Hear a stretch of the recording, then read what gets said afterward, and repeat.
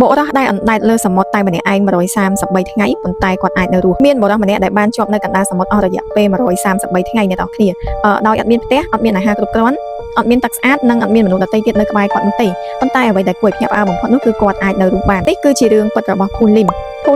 គឺជានាវិកម្នាក់ធ្វើការនៅលើនាវាដឹកទំនិញជីវិតរបស់គាត់គឺដូចជាមនុស្សធម្មតាធ្វើការតាមសមុទ្រធ្វើដំណើរពីប្រទេសមួយទៅប្រទេសមួយនៅពេលនោះគ្មាននរណាម្នាក់គិតថាជីវិតគាត់នឹងផ្លាស់ប្ដូរយ៉ាងខ្លាំងទេនៅក្នុងកំឡុងសង្គ្រាមលោកលើកទី2នាវាដែលគាត់កំពុងតែធ្វើការនឹងគឺត្រូវបានវាយប្រហារអ្នកនរគ្នាភ្លាមនោះនាវាបានលិចចុះទៅក្នុងបាតសមុទ្រមនុស្សជាច្រើននៅលើនាវាមិនអាចរួចជីវិតបាននោះទេប៉ុន្តែភូលីមបានចាប់បានជីវិតខ្លួនឯងហើយឡើងទៅលើក្បូនជីវិតតូចមួយគាត់ប្រើសមត្ថភាពសង្កេតសមុទ្រដើម្បីរស់រានហើយជារៀងរាល់ថ្ងៃក៏អត់ដឹងថា